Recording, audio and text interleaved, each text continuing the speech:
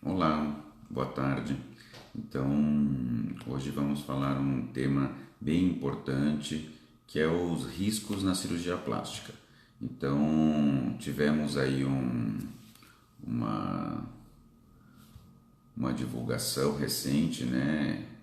Infelizmente aí ocorrida em outro estado, né? Mas a cirurgia plástica ela não está isenta de terem problemas associados.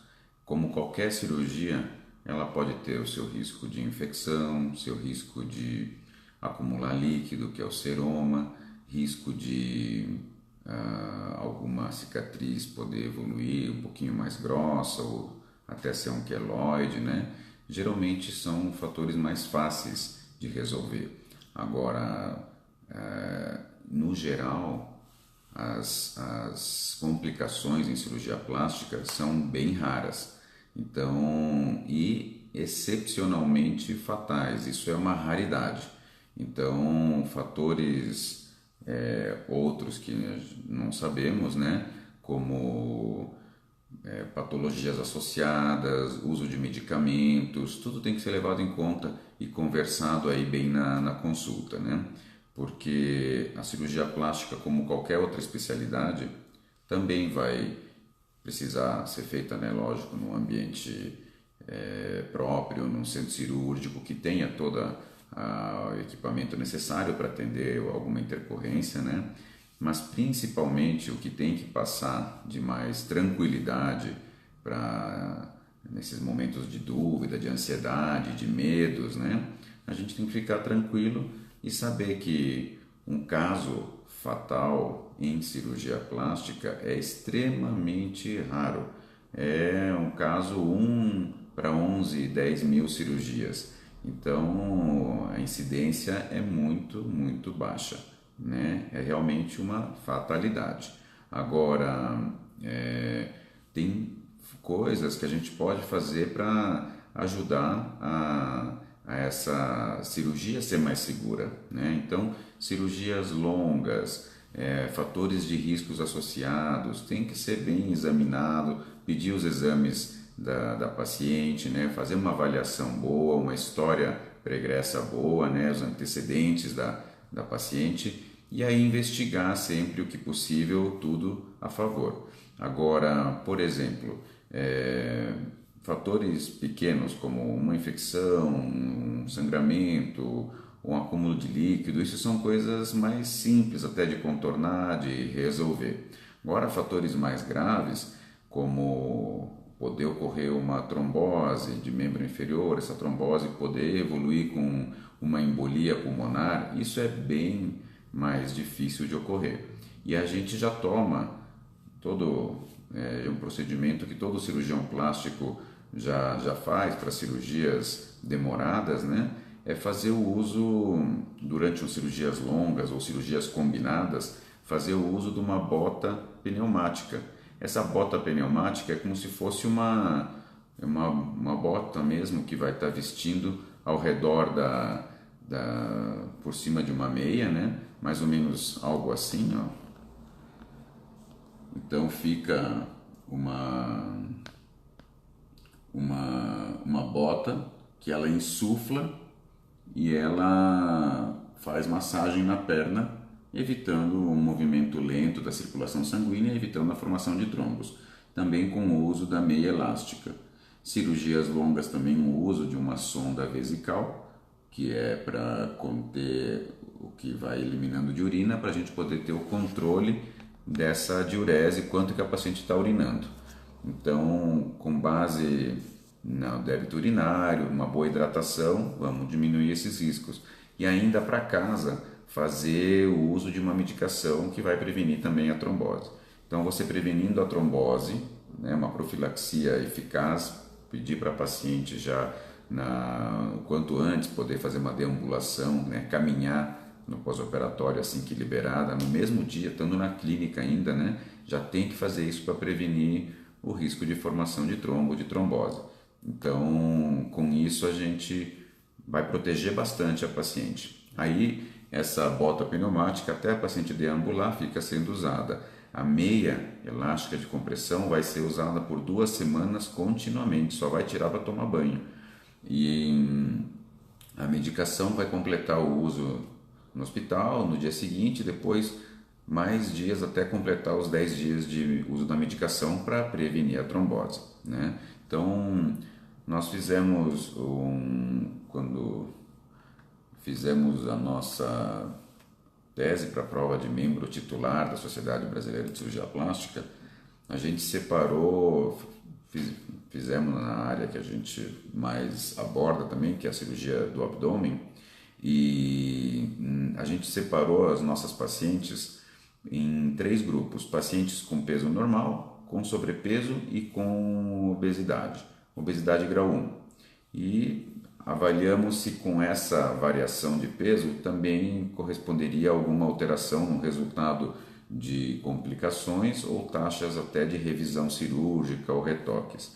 Então, nós observamos na nossa casuística dos nossos próprios abdômenes operados por nós, que teve um aumento conforme o aumento do índice de massa corporal, com o aumento do peso da paciente, também aumentava o risco de complicações. Então, foram separadas em complicações menores e maiores, né? Então, só para ver como que funciona, né? Como que foi o nosso resultado, nós tivemos assim, complicações mais frequentes numa cirurgia de abdômen: a formação de líquido, seroma, essa coluna aqui, essas 3, seguido de infecção em menor porcentagem, e outras como sangramento, né, hematoma, e isquemia, um pouquinho de falta de circulação no abdômen. Então, a coluna cinza representa pacientes com obesidade, laranja, pacientes com sobrepeso, e azul, pacientes com peso normal. Então, em todos os fatores avaliados, sempre com o aumento do peso, esses fatores aumentavam o risco. Então, não só para você ter uma cirurgia mais segura, ou para o teu resultado ficar mais bonito da cirurgia, mas também para você ter menos complicações pós-operatórias. Então, é real mesmo. Também a questão do peso também vai influenciar nesse cuidado, né? E fatores mais graves, tipo, vamos voltar aqui de novo, pneumonia, atelectasia, que é o pulmão fazer uma pequena, ele colaba um pouco na parte mais inferior, e o tal do tromboembolismo pulmonar, né? Óbito não tivemos nada, nenhum caso, né? Mas o que é o TEP, tromboembolismo pulmonar? Você vê que com peso normal nenhum caso associado, e quase 4,8% de pacientes com obesidade representaram um TEP, e com 1% com sobrepeso. Então, o fator peso realmente protege, podendo operar num peso melhor, né? Essas pacientes, né, que tiveram uma embolia pulmonar passaram 2, 3 dias na UTI até estabilizar um fator que geralmente a equipe vascular também acompanha em conjunto conosco, né? Até melhorar essa parte que você tem que fazer uma anticoagulação, né? E o paciente depois passa uns dias no quarto e depois fica para casa tomando por 6 meses uma medicação para ir dissolvendo aquele trombo que se formou no pulmão, né? Então, essa é uma forma mais comum de ocorrer uma embolia pulmonar, né? A formação de um trombo, né? A formação por uma embolia gordurosa, essa varia, geralmente pode ser precoce, pode ser intermediária ou até mais dias, né, depois, mas dependendo do grau, pode ser leve, média, severa, né? Mas também não é muito frequente, né? E conforme cada caso tem que ser tratado aí de uma forma. Então, o caso de pacientes até com características fatais, né? Isso tem que avaliar realmente as condições que a paciente foi operada. A maioria dos casos que ocorrem complicações pequenas, médias, né, ou importantes, são às vezes cirurgiões que não são cirurgiões plásticos, né, membros da Sociedade Brasileira de Cirurgia Plástica. Então sempre tem que fazer uma consulta, saber com quem está operando, desconfiar muito a questão de valores, né, valores muito atrativos, muito baixos, desconfiar do local, se o médico é membro realmente, né, cirurgião plástico. Então tudo isso tem que ser levado em conta aí para a segurança do paciente. Então eu acho assim, todo médico, todo cirurgião plástico sempre vai fazer a sua conduta com a maior dedicação, com a maior boa vontade de ter o melhor para sua paciente. Então isso já é intrínseco, nenhum médico vai fazer algum procedimento para não ter algum resultado bom para sua paciente, né? Todo mundo se dedica bastante, todo mundo quer ter o melhor resultado possível, né? Agora, claro que existem fatos que fogem do nosso alcance, não depende do médico, não depende da paciente, às vezes uma resposta alérgica, uma resposta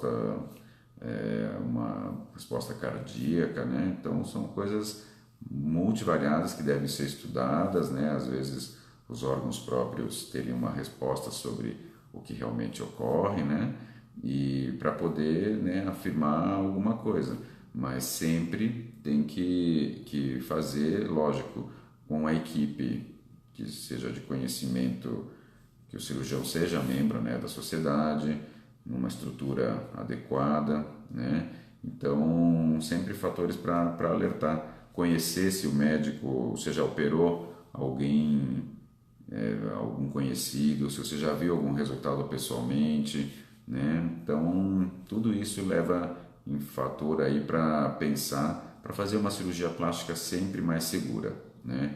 Então, o cirurgião plástico, membro da sociedade, claro que vai estar treinado e habilitado para poder fazer um procedimento seguro para a sua paciente. Como que você pode saber se o teu cirurgião é membro da sociedade? É só clicar lá no Google e colocar Sociedade Brasileira de Cirurgia Plástica ou procura cirurgião plástico e vai entrar, tem uma janela dentro do site da Sociedade Brasileira de Cirurgia Plástica que você coloca o nome e o estado do médico e aí vai aparecer lá cirurgião plástico cadastrado, o endereço, os contatos do médico onde ele atende, né?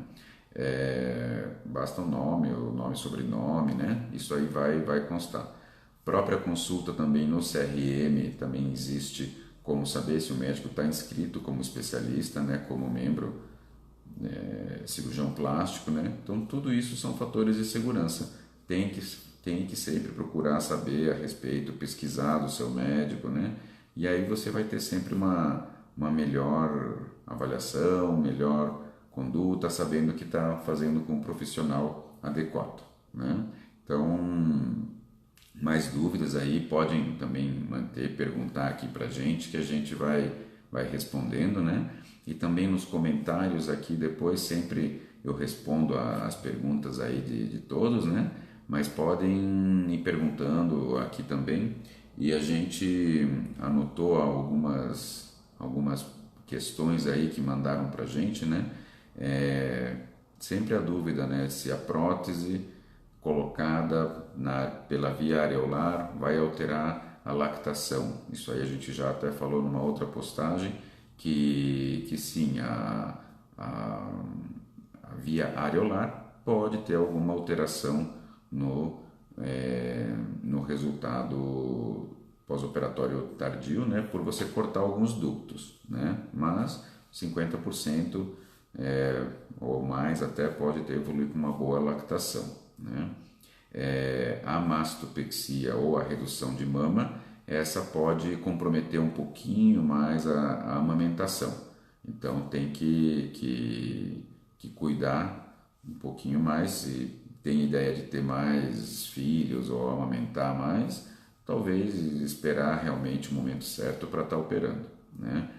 Depois, outra pergunta que evolui aí nisso sempre, paciente recém teve gestação ou ainda está amamentando e já está pensando em fazer a correção, a cirurgia plástica, né? Então tem que ter tempo, vai fazer a cirurgia plástica no momento adequado.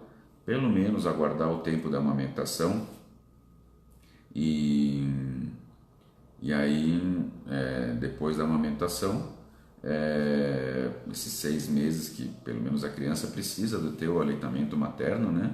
Aí poder pensar em fazer a plástica. Lembrar que a Camila até está comentando aí que ela está com o bebê com 4 meses e não amamenta, né? O tempo de cirurgia ela já pensa até em corrigir o abdômen e mama, né? Isso aí depende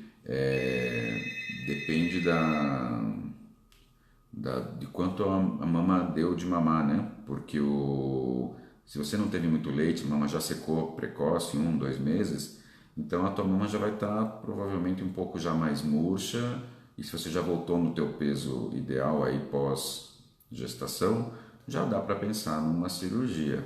Mas se ainda tiver qualquer saída pequena de leite na areola, é bom esperar uns 3 meses, 6 meses ela secar bem para fazer, né? Lembrar que a medicação, se você ainda amamenta, pode passar no leite, então não é interessante fazer já a mama. De repente pode até iniciar fazendo um abdômen, né? Mas tem que esperar o momento correto, né? A Jamile pergunta até se a embolia pulmonar é muito comum de acontecer. Não, ela não é bem raro de ocorrer. Agora, quanto mais forem os fatores associados de risco, tudo tem uma estratificação. Você vai classificar essa paciente com os níveis de risco, né? Então, existe uma profilaxia para prevenção de trombose de membros inferiores, e aí, prevenindo a trombose, você previne a formação de uma embolia pulmonar, né? Agora, é bem raro de ocorrer. Agora, mais raro ainda é o fator dessa embolia ser um caso mais grave, né? Então, geralmente, faz-se o diagnóstico precoce e aí já resolve o problema, né? A Jamile pergunta qual que tem mais risco, né? O abdômen ou a lipo para fazer uma embolia. Isso aí, o que é o risco? O próprio modelador já pode ser considerado um fator que ele aperta um pouco a região abdominal, aperta membros inferiores. Então, as cirurgias longas associadas, por exemplo, mama, abdômen, mama ou lipo, ou abdômen com lipo em várias áreas, né? Vai ter um inchaço maior da paciente, vai ter um desgaste maior aí da paciente, né?